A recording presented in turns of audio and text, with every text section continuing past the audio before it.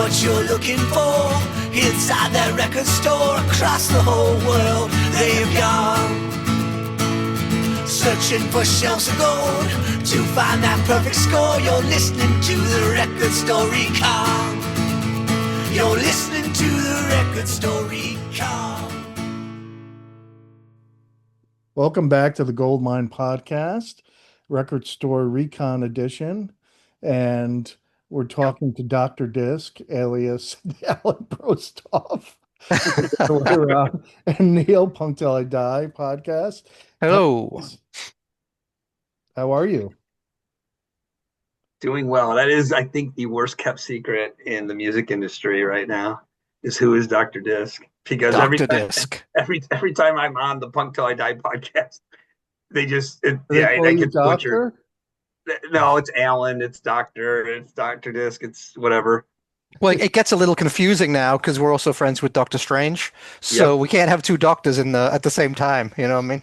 Oh, Doctor Strange, his videos on Instagram or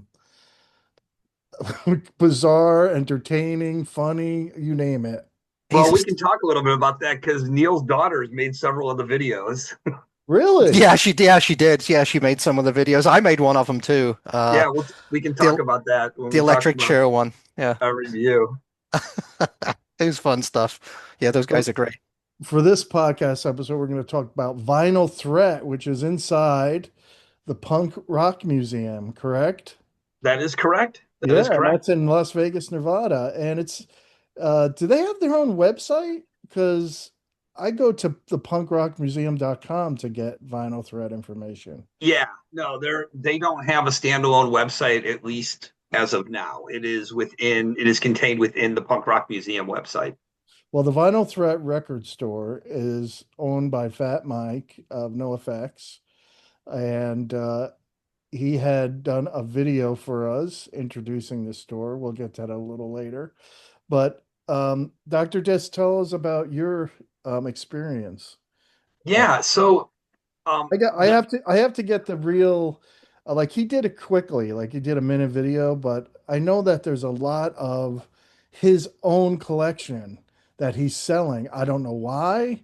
Maybe because he feels like he's got too much of a collection and he's selling some of it.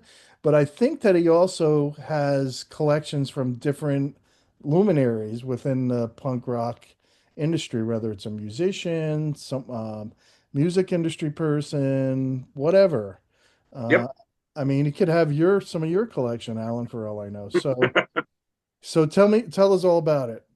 Well, so this visit was part of a 4-day event that I have had on my bucket list forever to go to, and Neil had gone to it once before and decided to go this year, and so I convinced my wife to let me go hang with Neil and his daughter, and we went to punk rock bowling. And when I finally made the decision to do that, I had heard through the grapevine that the museum was going to be opening up a record store, and reached out to Melanie, who is their publicity and promotions director, and give a special thank you and shout out to Melanie K for her wonderful work in setting everything up, because none of this would have happened without her. But she got back to me and said, they'd love for us to come in and just tour the space and talk about it. And I thought that would be great. I mean, just to get to do that, I thought was pretty cool. Then she called me back and she said, well, one of the owners is kind of interested in talking with you. I was like, of course, we'd love to do that. Again, not knowing anything about it. And then she said, well, and that owner's Fat Mike. And I was like, ooh, that's kind of cool. And she gave me, there were some things that she asked me to stay away from talking about and things like that. And I was like, I was totally cool with that, because when I go to a record store, I'm there to focus on the store, not the history of, anything behind it or the people behind it. So we set it up. My curiosity up.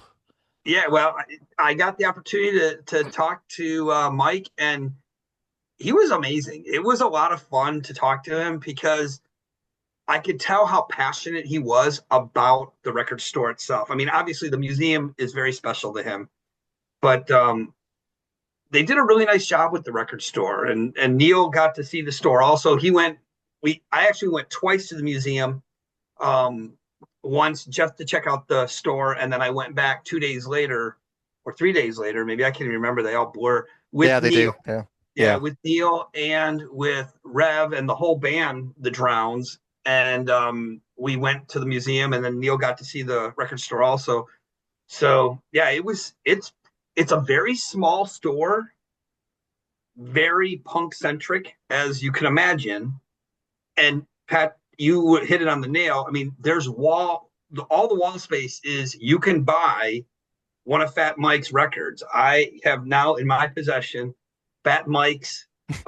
Someone got their head kicked in. The BYO compilation. Yeah, I mean, I'm sure they are legit, but of course he could have got the records from anywhere and just put that banner on it. That's entirely possible, but not that I'm calling him but I'm just saying. It comes with the record. It comes with an Obi strip kind of that's custom to the museum. It comes with a picture of Mike holding the record. Oh, there you go. Okay. It's signed by Mike. The Obi strip. It's pretty cool. Now you're gonna pay that album alone probably sells for $30. I'll say I paid more than that to get it. So your daughter bought some stuff too, right? She did, yeah. And that's not the only stuff in the store. Obviously, Fat Mike's stuff is on the wall, but then the regular bins are full of just regular used. I don't think they have any new stuff, right? I think it's all used. No, there was new stuff too. Okay, yeah. So it's not, so everything in there isn't Fat Mike's personal collection, is what I'm saying. They have regular bins too, full of regular punk rock, post punk, some reggae, pretty much anything that's punk adjacent. Ska and stuff. They have a lot of that kind of stuff. And I was at the Punk Rock Museum, I think last July or last August, and the record store wasn't there at that point. So that's a nice thing about the Punk Rock Museum, is that it's constantly changing. They're constantly adding to it, adding new things. And like I said, that the record store wasn't even there the last time I was there. So it was good. It was well curated. It was well stocked. They had a lot of very good stuff. I didn't buy anything, but yeah, my daughter bought like 4 records, so that was good. And those were good. Well, I mean, they were fair price, correct, Neil? They were. Yeah, they were. Yeah. Now he does have a guest collector, right? Doesn't he have? Like I said, he has picks. A musician will sell some of their collection there. Yeah. So, and I can't remember whose collection was up when we were there, but and I don't know if it's necessarily for sale. Inside a glass case was a collection from an artist that had shown kind of their stuff, but it's in an encased glass. So I like that even better. Yeah, so you could kind of see what this person's personal collection was. It's like a museum within a store. Yeah. See what? Yeah. I like that. That's very cool. For those that don't know, that might not be that familiar with punk listening to this podcast, Fat Mike is kind of these days anyway, one of the biggest luminaries in the punk scene, because not only does he own obviously the Punk Rock Museum, and he was in NOFX, but he also runs Fat Records, which is one of the biggest punk rock record labels. So he's a mover and shaker. Connection with San Francisco? Didn't he have a store in San Francisco that he shut down, or he's still? I'm kind of. I don't know. Yeah, I don't know if that's still going or not. But he also has now a additional kind of record label called TPRMOD ODs. And what these are special releases that the Punk Rock Museum is doing on their own label. They're 10-inch records. There's been 2 out so far. The first one was a NOFX album. The last one was Rich Kids on LSD. They're demos that have never been released before. And they just announced the third one is going to be Rise Against. And then they have 3 different variants that people can buy, plus a special only variant that you can only get at the Punk Rock Museum. So it's interesting because one of the things I talked with Mike about during the interview was I said, have you thought about starting a club where, because I can't get to the museum, Sure. but maybe once a year. But Right. I'd love to have these records in my collection because they're very rare. And he said they hadn't thought about that, but he liked that idea. So who knows? Maybe Fat Mike will start a record club for the new releases of the Punk Rock Museum 10-inch collection, and we'll go from there. Did he tell you why 10-inch? It's just such an awkward size. I didn't want to get into talking inches with Fat Mike. I just figured. Probably a good move, my friend. Probably a good move. Yeah. But you know what I mean, though. I mean, they don't fit in with the 7 inches. They don't fit in with the albums, really. So I've just always found 10 inches. How about you, Patrick? I mean, the 10 inches is just an awkward size, right? In your vinyl I just collection? see it as a collector piece. It is an awkward size. So whenever I get something like that, it has to be unique, I get it just for the collectability. I'll play it from time to time, but yeah, you're right. You're right. It is an odd, but I think that's part of it though. For the collector, it's an oddity. Well, and that's Picture that's the other thing I will say is if you've ever read Fat Mike's autobiography, or if you've ever listened to any of his interviews, the idea of him putting out an odd piece of vinyl certainly is not Unusual. unusual. Yeah. But I agree, Neil. I would much prefer a 10-inch, or a 12-inch over a 10-inch any day, because it's just, I've got the sleeves. It doesn't get lost in the display case. It's easy, but again, it's something unique to the museum. And Yeah. Yeah, I mean, and they sound great. The last one I bought was the Clash, and of course I had the music already, but it was unique. Super Black Market Clash. Yeah. Yeah. And I think that was that put out as a sort of limited edition on Record Store or something? The original came out in like 78. Right. The original, and that was just Black Market Clash. And then, Mine's colored vinyl. and then a few years ago, they did like a repress of it with some extra tracks on the B-side, and that was Super Black Market Clash. Right. So even though I don't particularly like 10-inch records, I will buy them just for the collectability and play them. I usually have all the music on other formats or whatever, but I think that he's becoming like the sort of punk rock Jack White here, or he could be. Maybe he'll do maybe things for Record Store Day. He's participating. Maybe he'll open up his own pressing plant. No, this is this might be a question for a different show, but what do you two guys think of, though, albums that are pressed, or records that are pressed on purpose to be collectible in very short runs, versus back in the day, the collectible records were the ones where there was a mistake on the sleeve or there was something like that. So it wasn't collectible on purpose. Whereas these days, people are making records that are collectible on purpose. To me, that kind of annoys me, but that's just me. Yeah, it does. Yeah. I like it because I'm a collector. Some would even say bordering on hoarder, but I do like that. Because I was never one to collect, say, Elvis plates, but I will collect an album that I won't play.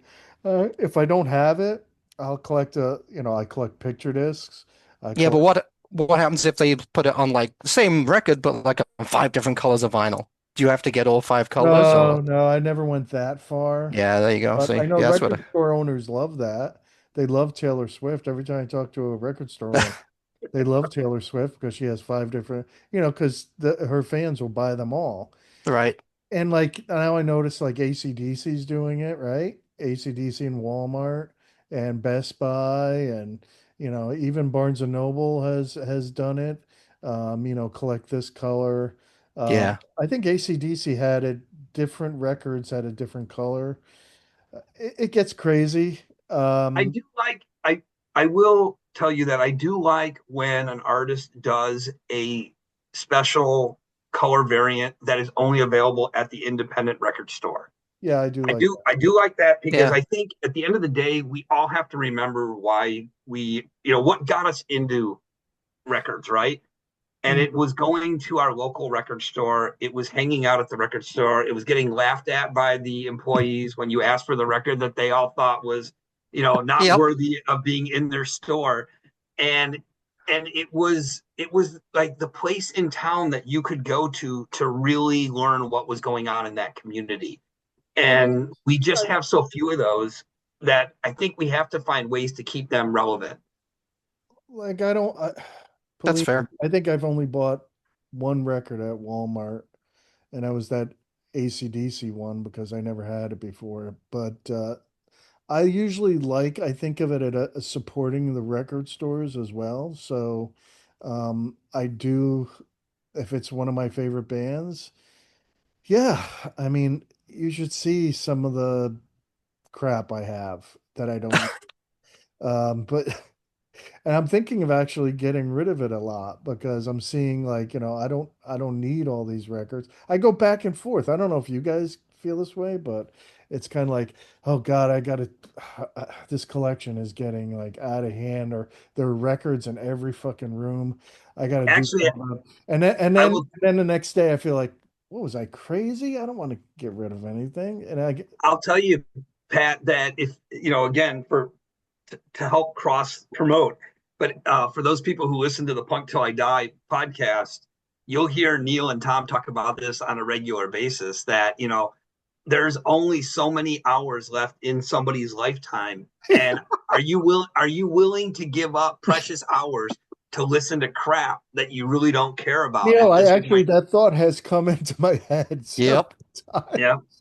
I think what we need to do is we need to get all the Goldmine people together and all the Punk Till I Die people together and have a garage sale and Swaparama. Oh, swap! I swaparama. love swap meets, man. Yes. Yep. And that's where we can bring all the fans together and hang out and just trade records with each other. That would be cool, actually. Yeah. And Uh, maybe we'll even get Fat Mike too. yeah. Yeah, exactly. Yeah. Either that or we can have a week at their record store, Fat Mike's record store, A and cardboard. it We can be get our stuff on the wall. Yeah. there could be a cardboard cutout of him. He could be there and Well, speak. he did. So I'll let you in on a little secret that he shared with me that he did say I could share with people. So Okay. this isn't something I'm letting the cat out of the bag on, although I don't know how many people know this. They are planning on moving the museum because where it is right now it's only 2.5 miles away from where Punk Rock Bowling is hosted, but you cannot walk to it. First off, the days we were there, Neil, what was it? 105 was the lowest temperature while we were No, there. it was 95, 95, Okay, 96, 97. Yeah. When I was there last summer, it was 115. It was yeah. it was So you're unpleasant. not going to walk, No, and absolutely it's not. also in an area that there's nothing else there. So I think Really? he had mentioned to me that he wants to move it over to the strip, or move it near to where Punk Rock Bowling is. Old Town, So, yeah, Old Town. yeah, Old Town. So maybe here's where we can put this out. Maybe when they reopen as a big fun event, Goldmine could be there Oh, with cool. Punk Till I Die, and we do a big record swap when the museum reopens or at some point in time, and Please everybody can tell bring me. their records, and there we go. We do it right there. Well, Goldmine used to do that with the Rock and Roll Hall of Fame. They used to have a record show there. Yeah. I forgot about that. I didn't realize that. I was actually reading Tim Neely's. I don't know if you haven't gotten the new issue, but in the new issue, he explains how there was a deal struck up. I think it was in 1995 or something, where in the summer we would have these record shows at the Rock and Roll Hall of Fame as swap meets, record shows, which was kind of cool. But they ended it because the publisher wasn't making that much money on it. So Sure. that's how things go. But it would be great. Yeah, I dig that idea. But please tell me they won't have any slot machines and ever have any Well, slot machines. If they move to Old Town, God forbid they should put some slot machines in the you know, here's the other thing I will tell you that I think is pretty cool about the record store. There aren't many record stores where you're going to walk into and have the possibility of seeing some celebrities, in the building. So when I went back the second time with Neil, just on that trip, along being with the Drowns, which by the that alone is celebrity status, just getting to hang with them. But Des Cardina was there giving a tour around the museum, and I got to meet him. And then we got to meet Monkey from the Attics, which again, how many times are you going to get to go to a record store and run into celebrities like that? You're So right. Yeah, Go ahead. I'm the sorry. punk rock museum, one of the things they do, you pay your $40 to get in or whatever it is to look at everything. But then as well, they'll have a guest host that will walk groups around and explain some of the things in there if you don't know. And normally you have to pay a bit extra for to go on the tour with the guest host. But the funny thing is, the museum is so small, really, that even if you didn't pay the extra, you're basically looking at the same stuff, listening to as he's explaining it. But yeah, but because it was punk rock bowling, the 3 day music festival, they had a lot more than the normal one guest host there. There was like numerous guest hosts there. Some of them were famous. I think was Mike Ness from Social Distortion one of the guest hosts. no, I don't think it was Mike Ness. I think it was the other guitarist. Oh, it was Johnny Two Bags. Okay, Yeah, yeah, yeah. yeah. And but for those guys, it might be $150 to get in, if you wanted to be on the official tour with them. I'm not sure. But I'd love to yeah, see you guys experienced already. So, where they start, where does the timeline start for punk rock, and how do they explain it? Because that's a big debate, right? When did punk rock uh, officially? the interesting thing, Patrick, when I was there, because like I said, I was there last August, and the guy that was doing it was the guest host was one of the guys from Electric Frankenstein. Super nice guy, but came from New York and probably didn't get into it till the early 80s. Right. So the tour starts with a lot of the mid 70s stuff and a lot of the English stuff from the late 70s. So I was actually able to lead the tour more than he was talking about that stuff. Just Right. because that I grew up with that. That was what I grew up with. So that was kind of interesting. So yeah, different hosts will certainly have different areas of expertise. Yeah, and I mean, you're right. It depends on what area you're from. If you grew up in New York, if you grew up in London, hey, if you grew up in Australia, right? The Saints. I mean, I mean, And it's just unfortunately, there's not a lot of Saints memorabilia there. So, No, so there you, isn't. you're kind of There out of isn't. luck if that's maybe what you there want. should be. There should be. I Oh agree. yeah, There should be. Yeah, Yeah. but listen, that the debate has been said for years. You look at Detroit, and again, Neil, I know you and Tom have Five. had this discussion Yeah. around the MC5 and around the Stooges. Was what the MC5 doing more punk than was that early punk Well, it's before it definitely even went? radical. Yeah. You I So I know, think think it's just it's what makes punk so good is that it's defined differently by so many different people. I think the punk rock museum starts pretty much with, I think they have some New York Dolls stuff from like 74, and that's about as early as it gets. So that's all in one case. The American stuff's all in one case. They have like Johnny Thunder's guitar. They have a lot of that. I mean, it's amazing. Some of the stuff they have is amazing. And then it moves on to the punk in London kind of section where they have a lot of, the Generation X and the Clash and, the Damned and a lot of that kind of stuff in another case. And yeah, they have one of Joe Strummer's guitars and they have amps, they have Lemmy's Joe amp. Strummer's Joe Strummer's last bag of weed that he Yeah. got. So it's got some really cool stuff over there. If you're interested in that stuff, I'm depends sure. which depends which era. People listening to this, you don't have to be like a punk head to go there. I mean, you Oh, could just be a casual punk listener, right? You could Right. just be someone who's into like the mainstream punk, like the Ramones, the Oh, the Clash, yeah. Yeah. Clash.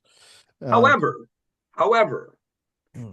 unlike a certain other museum that we won't mention, Uh-oh. this museum stays We already this mentioned. museum stays true to its name. Yes, it does. It's very true. Yep. Yes, But hey, wait, indeed. you get critics that say punk died in 1978. So I Well, mean, they would be horribly wrong, but okay. I agree, but you've come across Oh those. gosh, yes, I run into them every day on the web. I argue with them every day. Yes. Yes. And even guys like Lydon make fun of Green Day and every other punk band because he feels that they're copying the Sex Pistols. Well, whatever. Of course, I don't know if they have any Johnny Lydon MAGA hats in the punk rock museum. They did not. You know what? It's funny you mention that because they didn't actually have a lot of pistol stuff from what I No, remember. They had, A couple of things, but not too much. yeah, uh, that's A lot, interesting a actually. lot more, a lot more Clash, a lot more Damned. Yep. Um, yeah, Generation X. They had a lot of Generation X stuff, actually, funnily yeah. enough. Billy Idol's first I just band. feel like the Damned is so underrated, but that's my opinion. Um, I'm glad they're in there and they get their share, they get their due. Now, There, you know, what? Oh, I'm sorry. Go on, Al. well, no, I was just gonna say. I mean, there was not, and this is not a challenge because I guarantee you we could go through it again and find something. But there was not a single band that I walked through there and was like, oh, I'm disappointed I didn't see anything from them. I mean, even my beloved Boll Weevils have a photo, in there from a Chicago show. Well, that to me though is one of the weak points. They have a lot of stuff from the West Coast. They have a lot of stuff Yeah. from the East Coast. They don't have an awful lot of Midwest stuff. So, in the Detroit scene, the Chicago scene, all of those were just as important as any other scene in the mid '80s. Oh You A yeah. know. lot of bands, some of them didn't stay punk, right? I mean, look at Wire, right? I love Pink Flag, but I call Hmm. that punk. I call that a punk album. That's one of my favorite punk albums. But then they drift off into, I would say, post-punk, right? Or Post-punk, yeah. Yeah, uh, for sure. more Yeah. Well, experimental. there's a lot of Midwest bands that can say that too. What is it? Toxic Reasons. Toxic Again, Reasons, yeah. I Yeah. know I Neil, like you and that. Tom have I talked like about that that. about bands, that they change like that. They don't sound like I like Green Day, but you can make the case that they keep the same sound, kind of like you too, right? They have that sound. They don't really experiment, but you know, I don't know what, and I think that punk, there are a lot of great new punk bands coming out, and There's a ton. and There especially always like, has been. There always has been. And that's what drives me crazy about the people that are punk died in 1979 and when Sid died, blah, blah, blah. It's just because you stopped paying attention to it. That doesn't mean there still weren't a lot of great bands. It just means you stopped paying attention, you know? that's it, and people like to keep certain things in an era, which is kind of sad. That they think, oh, that was its era. Like Yeah. I hear people say the 70s were rock and roll zenith. So you always hear this, and one, quite frankly, I don't know if you like them, but Lambrini Girls. Do you like the Lambrini Girls? Alan does. I do not. I do not like him at all. Really? Yeah. I like their music. Not, I don't necessarily care about their messaging. You don't like being yelled at for half an hour about for being a toxic man? I was impressed with how they could control a crowd, though. They But did control the the crowd. energy is so, I love it. But Yeah, uh, no, getting back to the museum a minute, and the cool thing about the whole place is it's not just the museum. I mean, they got a lot of stuff in the museum. The museum is great, but if once you go upstairs, they have a tattoo parlor, which is cool. really, So you can get a tattoo while you're there. They have a music room where they'll have guitars from famous punk musicians, and you can take them off the wall and play them. So to me, that's one of the coolest things about it. So if you want to play Fat Mike's bass, or if you want to play, somebody from no, Rancid, if you want to play Tim Armstrong's acoustic guitar from Rancid, they have that on oh, the wall there. You can take it down and you can play it. I would So love it if I could play a Clash instrument. Uh, I don't think they There had were any not of their stuff. no, No. there was no Clash, there was no Damned. But there was some really cool stuff, and it's interesting because I kind of asked Melanie if they thought that the museum might ever try and expand and become a Hall of Fame, so that there was uh, a true punk Hall of Fame type of thing. I don't know. And and I don't like Hall. she took me into the music room that Neil's talking about, and she said, "This is our Hall of Fame." Like You I know, like the Rock and Roll Hall of Fame museum. I like the museum. I don't like the hall thing. I just think it ends up getting political. It ends up Yeah. getting biased. It's just, why? Just put people in the fucking museum. all I complain about is, can we please just keep bands that fit the genre of the title of the museum? I mean, look, Yes. I don't go to the hip hop museum and expect to see the Clash there, right? Maybe Because you it's not should. hip hop. It's punk. If I go to the rock and roll museum, I should see rock and roll bands. I think the Right. Clash would like to be in the hip hop. They would see that as Maybe Big Audio Dynamite, but I don't know if the Clash wants to be there. I don't know. Strummer might disagree with you there, but Alan, I agree with you completely. The Rock and Roll Hall of Fame never ceases to disappoint me in who they put in every year. It's ridiculous. Just call it the Music Hall of Fame. Yeah, Then just call it that. Don't call it the Rock and or Roll Hall of Fame. Pop Music Hall of Fame, Popular Culture Hall of Yep, Fame. that would be fine too. That would be fine. I So you could completely have agree, every- and I would support it, and I would support their right to do it. Again, but when you call it, when you take the name Rock and Roll Hall of Fame, then you got to keep it to rock and roll, or at least, like I could totally see like Little Richard being in there because that's rock and roll adjacent, right? I can. Well, it's the birth of rock and roll, yeah. That's right. I can get there, but and Madonna fans, please don't pummel me with nasty thoughts, but please explain to me how Madonna is rock and roll. And kudos to Dolly Parton, who, when she got nominated or voted in to be in the Rock and Roll Hall of Fame, said, no, I don't deserve to be in there until I do a rock and roll album. For me, it's like, I don't care because I don't even think there should be a Hall of Fame. Just have a museum, for Christ's sakes. That's, you know what I'm saying? Yeah, but they make their money off the Hall of Fame. I mean, let's be honest. That dinner, and I mean, it's the reason why the Sex Pistols gave them the middle finger, because they weren't going to pay hundreds of thousands of dollars to buy their own table for their own award. Well, let's put it this way. Johnny did. Now these days, I'd imagine the rest of the Pistols might actually want to be in there. But I think John Lydon, you love him or hate him, he always sticks true to his principles, and he was not going to be in that place. So will PIL be in Vinyl Threat? Well, yeah, that's punk adjacent, right? they probably will, yeah, because they have a post-punk section there. Okay. So, I mean, because I don't know if Fat Mike would take a political stand on that, because that doesn't seem like a very punk rock thing to do at all to me. But punk rock has changed so much that I feel like a dinosaur sometimes now. But as far as I'm concerned, it should be politically neutral. So there's no reason at all why you shouldn't be in there. That's why I agree. That's why I made that MAGA hat joke.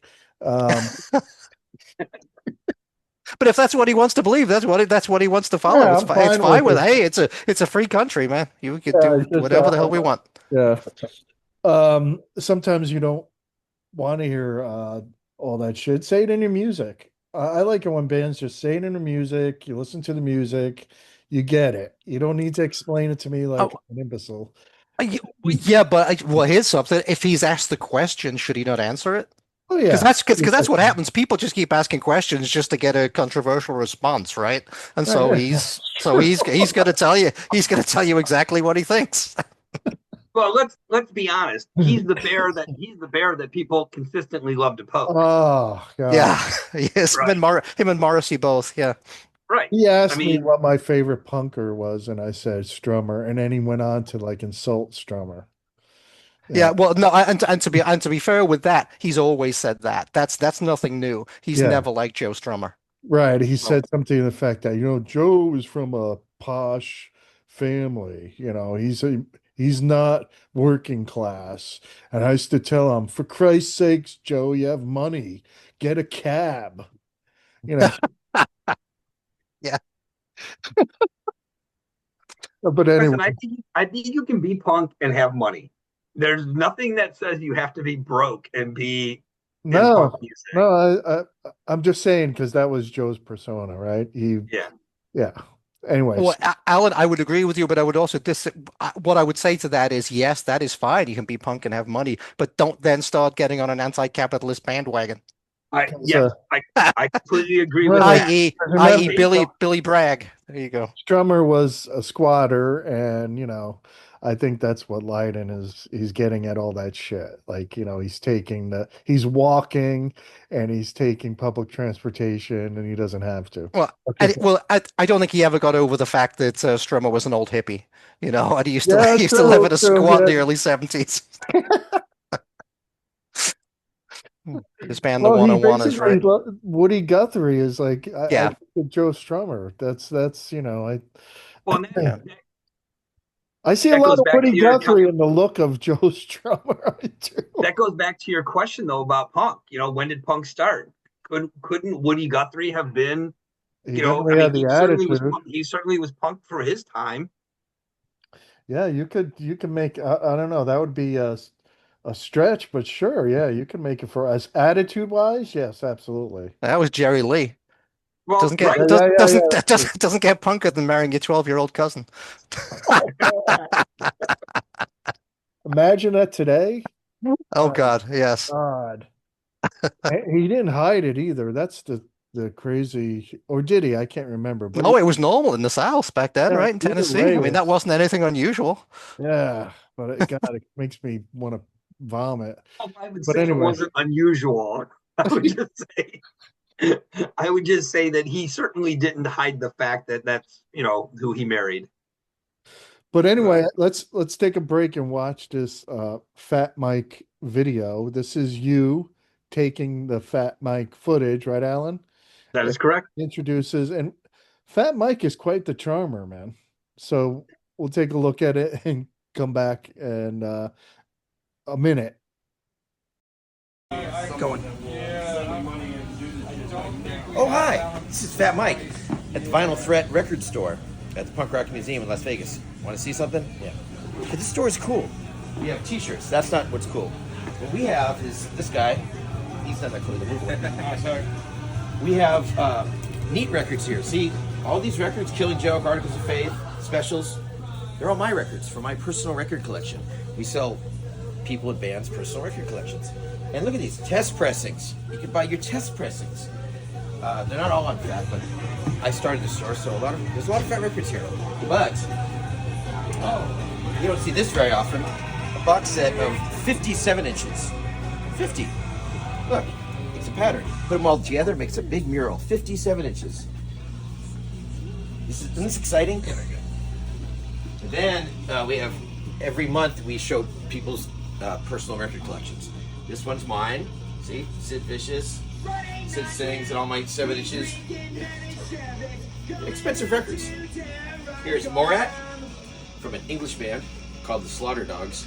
They're not called that. Stormtroopers of Death. That's their name. Look at all these rare albums. It's a rare record store. And we also have things, like the Buzzcocks. And we have a rock section and a metal section and country. No, we don't have any of that. It's just a punk rock record store is what we have here. Oh, this was mine? Johnny, Are You Queer? Josie Cotton. Not really punk, but it was one of my old records. Got that up there. Is there anything more you need to... No? Nice. So what do you think? What do you think about Fat Mike, man? He could be a little bit of an entertainer. He could have his own. Does he have a podcast? He can. I don't think so. Wouldn't surprise me. He's funny. He's I mean, just in that clip, right? I mean, he's. Oh yeah, no, he's very theatrical. He's a larger than life person. Literally. But actually, he doesn't. I question the use of Fat Mike anymore because he should be like. Someone said in the comments. Yeah. Said Fat Mike has been taking Ozempic. Ozempic Mike. I wonder what he would say about that. He probably laughed. But again, he gave a great interview and he's very passionate about what he's doing. And I give him credit for the fact that he wanted a museum and he has made it happen. I know that there is another individual who is planning on opening up. Oh, that's right. Henry Rollins is going to do one, isn't he? In Supposedly. In Nashville, yeah. Because that's a punk place. Yeah, I mean, does he live in Nashville?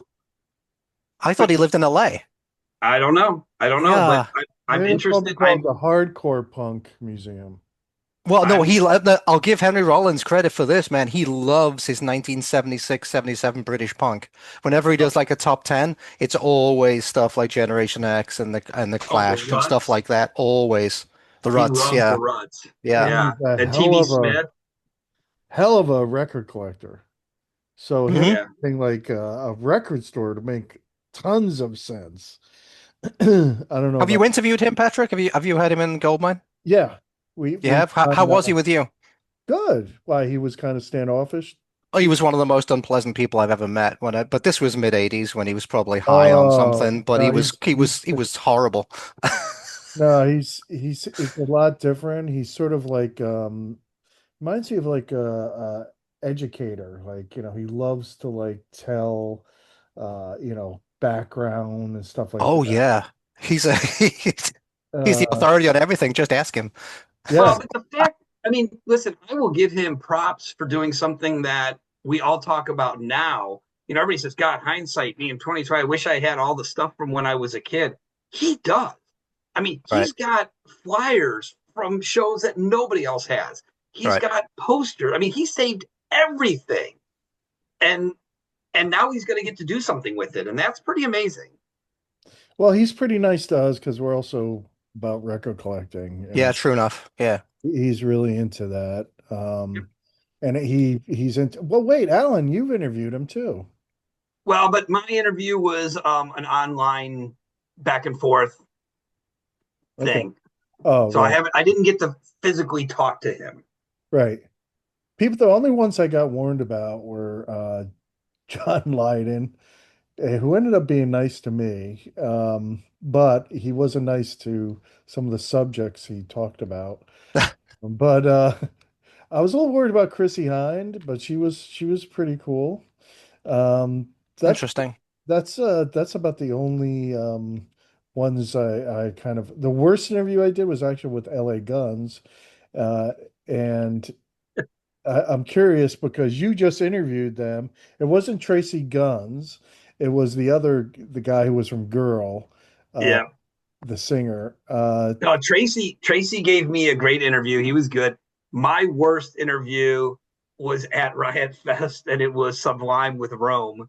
Oh, bloody And hell. That's uh, what you get, but it was bad because I start out by introducing myself, and I asked the new singer Rome if he's got a record collection, and he said, "Oh, I think records are a waste. Everything I have is on CD, and I download everything." And I'm like, "All right, this is gonna be a good interview." yep. Yeah. Could have asked him about his CD collection. CDs are coming Oh back. man, Yeah. You understand that Goldmine is a record collecting magazine, right? That I'm interviewing right? you. Like, yeah. Yeah. No, we're about all collecting. Ask if he collects 8-track. Yeah. Well, 8-track of now reel to reel, right? now they got a new singer. The original singer's son is now singing for them. So, Really? yep, maybe I'll try again down the road. So Vinyl Threat was you give it a thumbs up. You gave it a good rating, except Oh for you yeah. said it was small, which they can't help that. But maybe in their new building there'll be a larger space. Yeah, I mean, I certainly think Mike's got the right guy running the store. So he's got a manager of the store, and he's doing a great job with it. I think they certainly feel that they could fill more space if they had it. Um, they are participating in Record Store Day, but I'd imagine that they will probably try and only carry the punk titles, and there aren't a lot of those each year. Right. Again, if you want to And I debate those, gotta feel free to say, listen to Punk Till I Die's podcast on Record Store Day, and you can hear them talk about how few punk titles there are every year. So, he also gifted you, oh, and so that's the it's nicest, shown in the Instagram video clip, a yeah, box set. Maybe you can explain that a little. That was a pretty cool gift. yeah. It's probably the coolest thing I've ever had somebody give me from a record store that had weighed over 20 pounds and had to Yeah. get home on Yeah. like Yeah. suitcase. Just as well he had to get on an airplane with it 2 days later. But it's a miniature garbage can, 50 singles inside it, all from the musical Home Street Home, which is a musical that Mike put together about I think it's a 16-year-old girl living on the streets, and she befriends or becomes part of this music community, and they take her in. And I promised Mike I was going to listen to all 100 sides of this, and I'm about a third of the way through it, and it's And pretty good. yeah, It's Mm. got it's got punk celebrities singing on some stuff. It's got Broadway stars singing. I wish it had, at least in the box I got, which was the one right from the floor that they just took and handed me. There isn't. I wish there was something in there that said like CD or 45.1, and here's the people on it. 45.2 here. You don't get that. So I have to do some digging and investigating to find out like who I'm listening to for each of the songs. So But the one shown in the video clip is the one you were given. Yep. How did that come by? Did you say, "Oh, I wish I had that in my house"? Actually, during the interview, he asked me if I knew about Home Street Home, and I said I knew a little bit about it. And he goes, and he started telling me about all the different versions that there are of it, because there's an LP that just has like 10 or 12 songs from the musical. And then you can order just the 45s if you wanted. There was like a gold version, a silver version. Then you could order just the garbage. I mean, it was a big deal. But he said, "Oh, you know what? You need to have one of those." And I was like, "Oh my gosh, I'd love to." He's like, "All right, we're going to get you one on your way out." And sure enough, he did. And I think the one that he gave me sells for $399. I have never had somebody be that generous before. Neil, have you had any generosity like that? Someone giving you? Just Alan giving me stuff. Alan loves to give stuff, man. He does. Yes. We'll see how much he likes this Home Street Home if he tries to give it to me next year. Well, I think you'll be getting I'm it. kidding. I'm kidding. He seems to like it. So yeah. No, it means a lot. I mean, did Fat Mike sign it and stuff like that for you?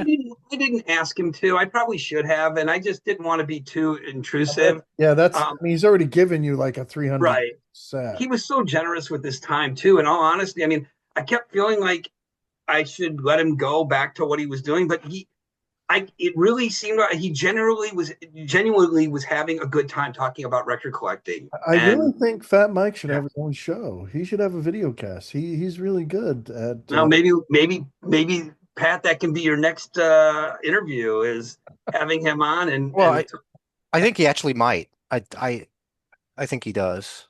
Okay. Or he's part of somebody else's, I think. I'm gonna see that if that's. I mean, everyone has a podcast, right? I mean, yeah.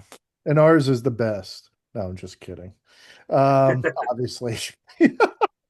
Well, and actually, if talking about podcasts, I feel like I should. I think ours is fun, man. People say I agree. I want to pimp out a new podcast that we're going to do through Goldmine. Okay. With Rev from the Drowns. A new podcast called The Dollar Bin, where Rev is going that would be fun. Yeah, Rev is going to help us get some celebrities who are going to jump on with us and talk about their favorite stories of collecting records and what makes a record valuable to them. And it's going to be some fun people that we're going to get, some people that have big name recognition, some people that don't, but once you listen to it, you'll understand why we got them. The dollar bin serves many purposes, because if the record is trashed, there might be a sleeve or a poster in that record that the record store owner said, "Oh, they're just looking at the vinyl." But I've had many times when I've seen something that's, the record's trash, but I was like, "Look, I got the sleeve, I got the poster, I got the album sleeve itself, because it's in good condition." So, I might go home and just replace, I mix up the records I have. Mm-hmm. I do shit like that. I know it's one of the coolest things I ever got was a record store back home in England that in the dollar bin. You remember the band Big Country from the 80s, right? Yeah. Stuart Adamson used to be in the Skids and then went on to Big Country, R.I.P. But anyway, they had their second album, I think, Steel Town, which I already had on vinyl, but it was £1. And I'm like, well, let me look at what's inside. And there was a whole treasure trove of like signed press pictures and stuff like that in there, which again, Stuart Adamson's been dead for 10 years. So the fact of getting an autograph from him is next to obviously it's impossible, but finding one online is expensive. You're right, I found like whole folders, a PR folder. Yep. I had that. Yeah, you're right. Absolutely. So you never know what you're going to find. It's No, I like that podcast idea. Thanks for pimping it to me, as you used the word pimping. And I put in the chat, Fat Mike has a podcast called Fat Mike's Fat Mike. Oh, see, there you go. Yeah. It makes sense. I thought he did. But what about a Yeah. video cast? Because he's good at, like, walking around, talking. He's got a certain charisma. Did he mention, Alan, when you talked to him, did he mention that whole controversy he had a couple years ago when he made that joke about the country festival and Nope. got in trouble for it? No, and we didn't talk on again. My time with him was about the record store and a few things on the museum. Gotcha. And Okay. then talking about the label. I did not talk about the band at all. And actually, I started out the interview by telling him, I am not here to talk to you about anything having to do with NOFX. I just want to talk about this stuff. And I could kind of see him just relax when I told him Gotcha. that. And Yeah. I'm sure there's people who try and hit him up with or try and trick him up with things because he certainly can be a polarizing individual. But I'll tell you, he will go on my list of one of the coolest people to sit down and talk with because he just was a nice guy and gave a great interview. Well, Excellent. I gotta say one thing before we go. The logo is excellent, I think, and I know you like logos, Alan. I do. I know you like T-shirts. I do. I haven't. Did you pick up a T-shirt? I did. Okay, it has that logo nice and big. Yep. Nice Yep. and I large? got that logo and it will be going on the next quilt that I would my say wife is forget working the. on. I would wear that thing because it's a pretty cool logo. I tell you what too. So we were talking about the punk rock museum before, and I mentioned the tattoo parlor and the music room. So we got off on that one. But they also have a bar downstairs. So Yeah. after you've done your perusing and you've bought your records and stuff, you can go down and have a drink or two down there, which is great. And they have, talking about merch, they have a ton of killer merch for the punk rock museum. Whoever's doing the artwork is doing a hell of a job because it's all the shirts and stuff are great. So if anyone's in the sound of my voice is in the Las Vegas area, even if you don't care for punk that much, I'd say it's worth a trip to the Punk Rock Museum because I think it's How well much worth is seeing. admission? Like I say, if you don't do the tour with the famous artist or whatever, I think it's like $40. Okay, 45 bucks, which is pretty typical for Vegas. I mean, the Mob Museum is probably 45 bucks. I mean, Mob Museum. oh, which is, I tell you what, and if you're Is it? there, the Mob Museum is great. Really? Yeah. Yeah. They actually have the wall from the St. Valentine's Day Massacre. Well, it makes sense, having the Mob Museum in Las Vegas, right? Yeah. Wait. You don't think the Mob Museum should be in Chicago? I could make a case for that. Okay, yeah, you could make a case, but Well, it's all about the casinos and stuff, right? And Right. the how the mobs. right. So I mean, that's it did kind a lot of it. start because of a gangster, right? Who saw the vision. But yeah, you could just Meyer Lansky. We all have Meyer Lansky to thank for Vegas. Yeah, was his the pink the flamingo or was his he was part of it. golden? And part of it. I know he was one of the Yeah. he was one of the money men who He was, yeah.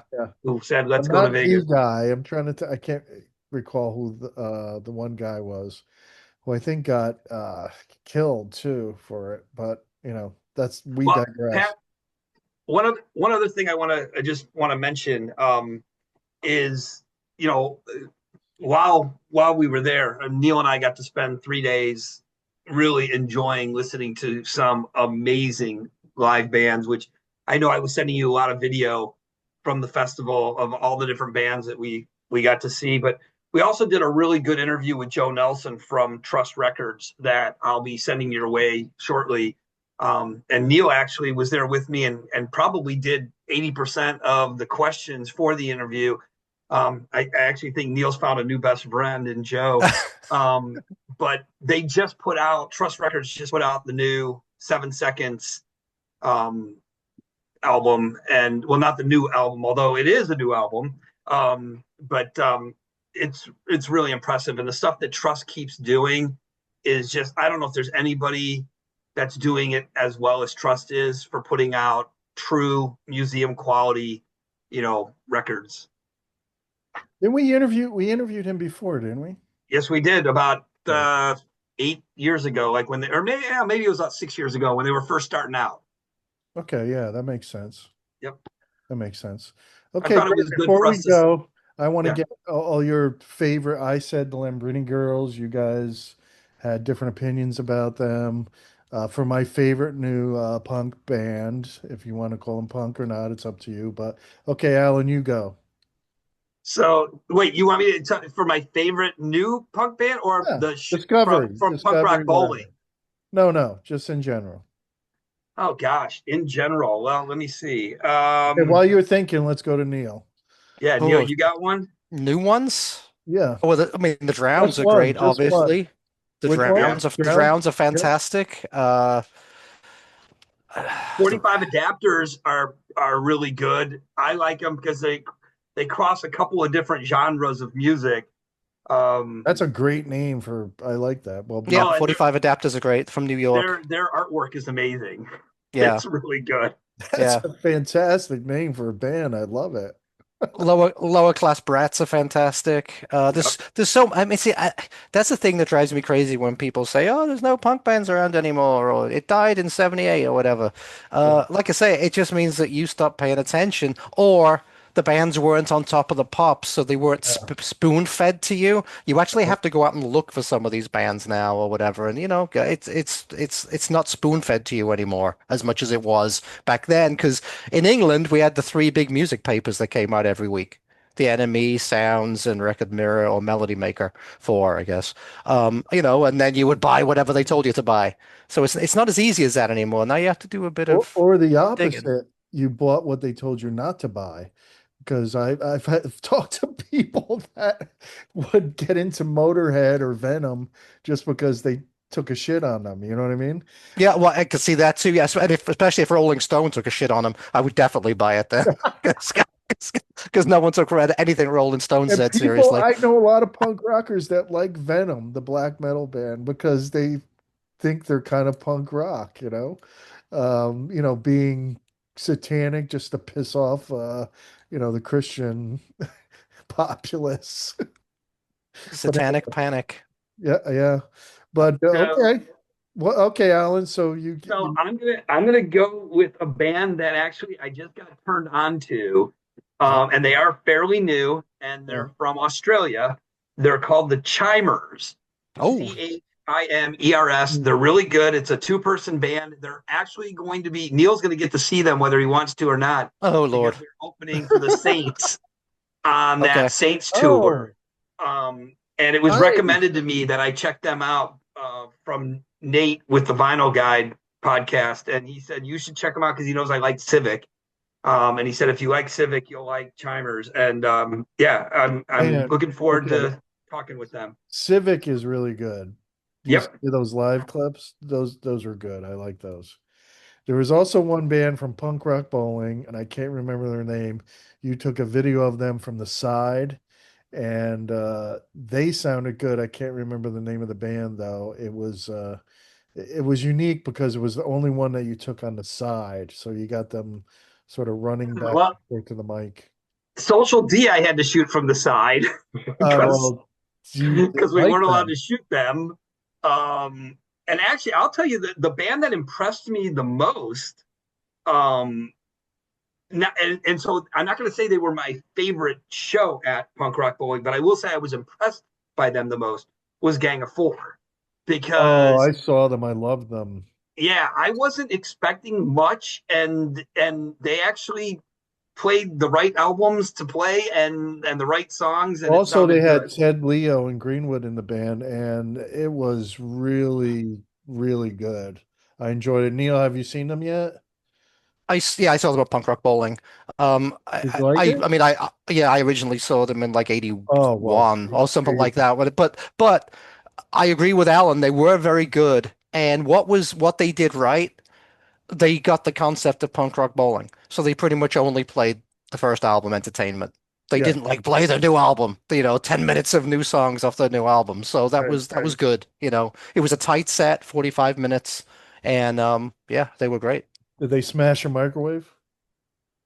There was none of that anymore. No, No, no. they I did don't on know my if he could show. lift the microwave at this point in his life. Yeah. No, he smashed it, and during the show I saw, yeah. Dude, the drummer was on crutches. Oh, He had to be helped out onto the stage you on though? crutches, but man, he played great. Yeah, he Yeah. was yeah. man, Yeah. too bad. No, but I loved Ted Leo, the way he fit in. It was I really They enjoyed it, man. listen. They did a good job. Um, I, I will tell you that I was happy with every single band I saw except for one. And Don't say it. I know which one. Neil knows who it is. We've had conversations around. Oh this. God, yeah, they're awful. Yeah, please. They don't even give them the airtime by saying the name. Bloody hell. Tell me when we close shop here. Well, thanks, guys. And Thank you. Hold on. One Okay. more. A new Australian band. Well, they're not that new because they got a couple of albums out, but they just released a new album this year. Australian band called Private Function. There you go, guys. You can owe me heard later. about Private that. Function. Yes, Private Function are fantastic. what? Absolutely Heard about that. fantastic. They Neil, do a did you say they? Wait, did you wait, say wait. they were all They just put out. convicts? They just put out an album. They just put in an album, which is a scratch and sniff. Is that Private Function? I don't know about that. It's possible because they do a lot of wacky stuff. They have a really great cover of the ABBA song SOS on this album. They have a front woman, right? It was No, it's a dude singing. okay. Well, I probably have the wrong band then. They're from Australia too. There's a lot of good music coming out of Australia. There really is, yeah. a lot of good of everything, I think, art in general. All right, guys. So I'll talk to you soon. Next Record Store Recon. Neil, I hope you can join us. Thank you It's so always much. good to have you. And Alan, anything? No giveaways for you? No giveaways this time, and I don't even know what store we're going to review in the next one because I got to get out to some new stores. Okay. All right.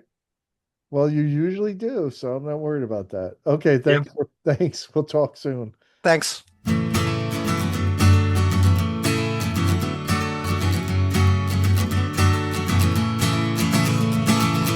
Find what you're looking for inside that record store. Across the whole world they've gone, searching for shelves of gold to find that perfect score. You're listening to the Record Store Recon. You're listening to the Record Store Recon.